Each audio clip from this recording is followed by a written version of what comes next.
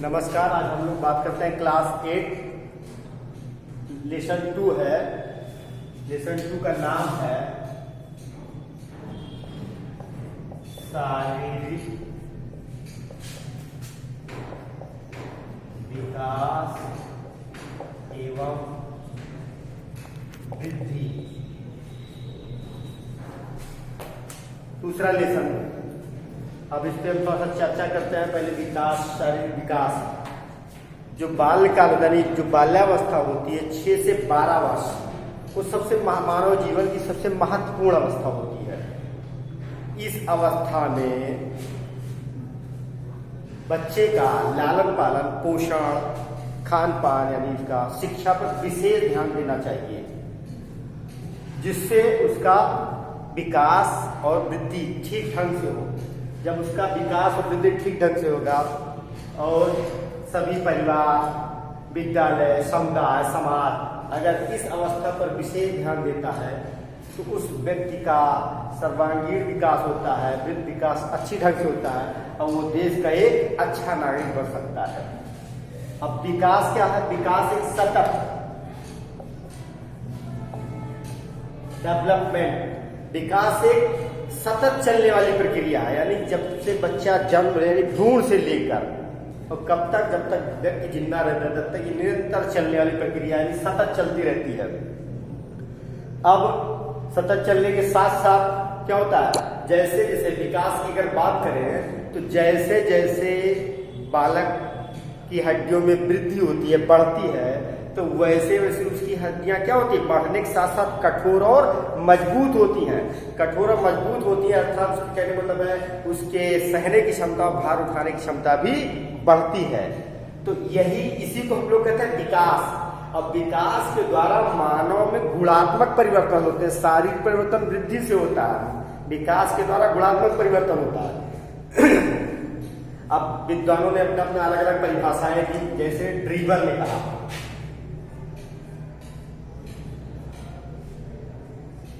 Driver ने कहा कि विकास वह दशा है जो प्रगतिशील मानव में सतत रूप से होती रहती है और यह प्रगतिशील परिवर्तन कब से भ्रूण से लेकर प्रौढ़ावस्था तक चलती है। फिर एक वे मुनरो,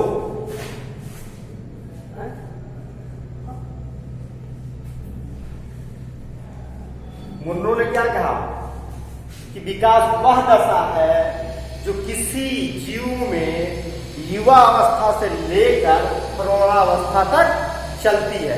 ये मुनरो की परिभाषा, यानी मुनरो एक दोनों ने अपना विकास पर एक परिभाषा दी। तो ये कहने का मतलब हो गया कि ये विकास के द्वारा जो परिवर्तन हो रहा है, जिसको हम देख नहीं सकते उसके अंदर कैसा हो रहा है, महसूस करते हैं, अनुभव करते हैं कि हाँ उसके अंदर कुछ डेवलप हो रहा है, विकास हो रहा है।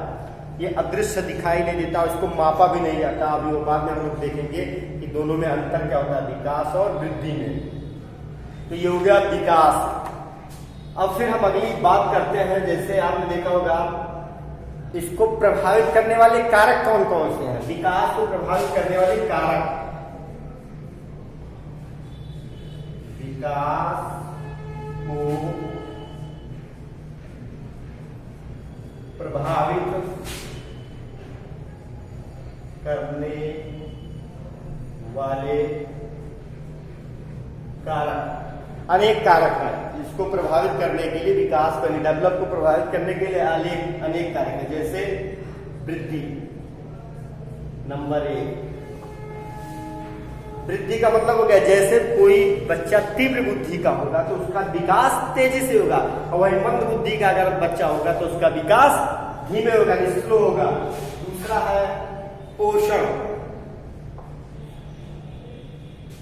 पोषण का मतलब होगा हमारा खान पान। अगर हमारा खान पान ठीक ढंग से है, हमको संतुलित भोजन मिलता है, तब हमारा विकास अच्छी तरीके से होता है। और विकास जब अच्छी तरीके से होता है तो पूरा का पूरा विकास सही ढंग से होता है। और हमारा खान पान सही नहीं होता तो हमारा पूर्ण रूप से विकास नहीं होता है।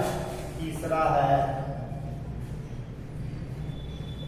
वातावरण, एटमॉस्फियर, इन्वायरमेंट। इन्वायरमेंट भी प्रभावित करता है, वातावरण भी प्रभावित करता है। जैसे अगर कोई दूषित पर्यावरण में या दूषित वातावरण में रह रहा है तो उस बच्चे का विकास उतनी ढंग से नहीं होता है जितना कि एक स्वस्थ वातावरण, एक अच्छे वातावरण में बच्चे का विकास होता है। तो वातावरण भी विकास को प्रभावित कर रहा है। फिर अगला है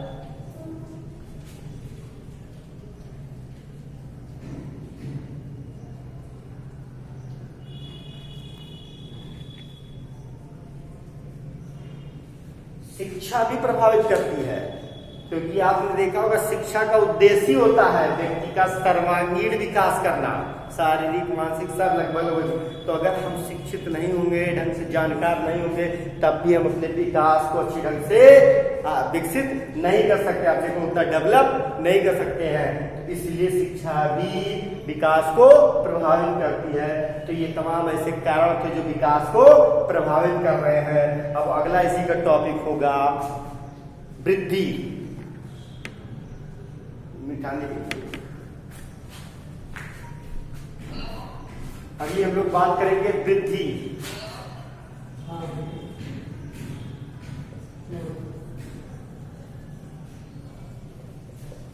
ग्रोथ,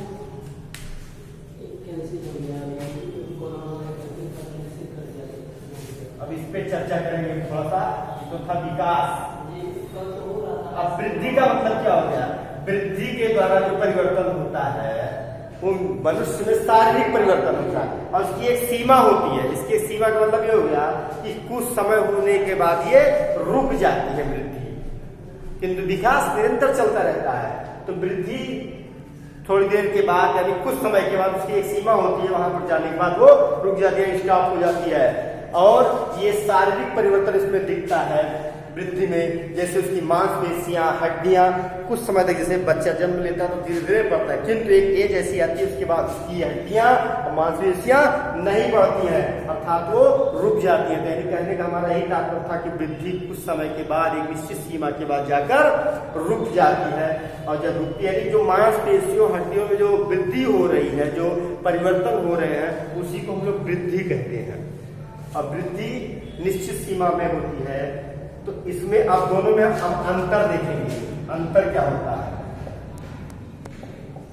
विकास और वृद्धि। नंबर 1, विकास को मापा नहीं जा सकता। मापा नहीं जा सकता, इसको मापा जा सकता है। दूसरा,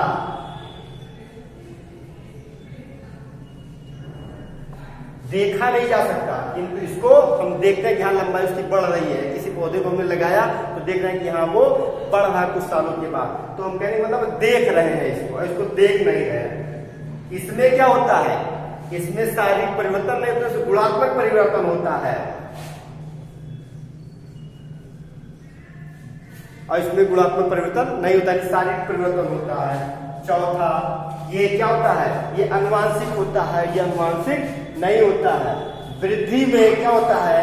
अचानक परिवर्तन नहीं होता है, किंतु विकास, इसमें अचानक परिवर्तन हो जाता है, इसमें अचानक परिवर्तन नहीं होता, क्योंकि धीरे धीरे निरंतर चलता रहता है, सतत चलना, इसमें अचानक परिवर्तन हो जाता है। छठवां है पांचवा, तो पांचवा मैंने बता दी वो क्या नाम से, इसमें अचानक परिवर्तन होता है, इसमें अचानक परिवर्तन होता है। तो ये थे आपके परिवर्तन, यानी दोनों में डिफरेंस क्या था, अंतर क्या था विकास और वृद्धि में। ठीक उसी तरीके से जैसे अभी मैंने बताया था, विकास को प्रभावित करने वाले जो कारक थे वही वृद्धि को भी प्रभावित करने वाले कारक होते हैं। जैसे मैंने बताया कि एक मंद बुद्धि का बालक होगा तो उसका विकास उतनी ढंग से नहीं होगा, ठीक उसी तरीके से मंद बुद्धि का बालक होगा तो उसकी वृद्धि भी उतनी अच्छी ढंग से नहीं होगी। दूसरा था पोषण, अगर हमको पोषण सही से नहीं मिल रहा है तब भी हमारी वृद्धि यानी शारीरिक वृद्धि ढंग से नहीं होगी, और वातावरण अगर हमारा भी सही नहीं है तब भी हमारी वृद्धि ढंग से नहीं होगी, और शिक्षा अगर हमको सही से नहीं मिल रही तब भी हमारी वृद्धि ढंग से नहीं होगी। तो जो विकास को प्रभावित करने वाले कारक थे वही वृद्धि को भी प्रभावित करने वाले कारक थे। अब इसी एक टॉपिक आगे दिया होगा, ऊंचाई नापना, वेट यानी भार तौलना, ये सब है। तो ऊंचाई नापने के लिए क्या करते हैं हम? एक स्टैंड होता है लकड़ी का या लोहे का कुछ होगा जिसपे हम खड़े रहते हैं और उसके क्या मार्किंग की रहती है और हम अपनी हाइट को नाप लेते हैं। उसी तरीके से अपना वजन तौलने के लिए एक वेट मशीन होती है जिसमें हम अपने को खड़े हो जाते हैं उस पर और क्या करते हैं, हम अपना भार केजी में देख लेते हैं कि मेरा इतना वजन है। ठीक उसी तरीके से वक्षस्थल यानी सीने की चौड़ाई को नापने के लिए हम क्या करते हैं, इंची टेप का इस्तेमाल करते हैं, जिसको हम इंच या सेंटीमीटर में नापते हैं। और भी नापने के तमाम तरीके जिसको बोलते हैं बैटरियां। खेलों में जब हम किसी खेल में जाते हैं तो हमको किसी न किसी बैटरी मतलब होता है एक सिस्टम के थ्रू हमको उन चरणों के द्वारा होकर के गुजरना होता है। जैसे अपनी सहन क्षमता देखनी है, अपनी स्टेमिना यानी हो गया, अपना क्या नाम से फ्लेक्सिबिलिटी देखनी है, अपनी पावर देखनी है, अपनी स्ट्रेंथ, ये सब देखने के लिए जो तमाम चैनल से हम गुजरते हैं उसी को बोलते हैं बैटरी। तो तमाम और भी अन्य उपकरण है जिसके द्वारा हम अपने को नापते तोलते हैं। तो ये था दूसरे चैप्टर का वृद्धि और विकास। अब आप लोग इसको किताब से देखकर कर लेंगे। धन्यवाद।